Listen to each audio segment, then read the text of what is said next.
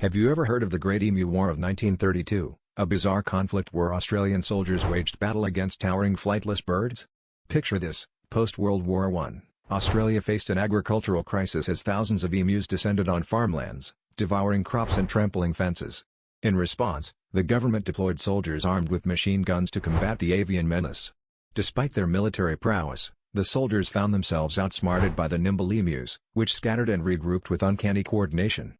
The war saw the soldiers expending thousands of rounds of ammunition but managing to kill only a fraction of the emu population. This peculiar campaign ended in a truce that favored the birds, leaving the nation to grapple with both its agricultural losses and the surreal legacy of having been bested by emus.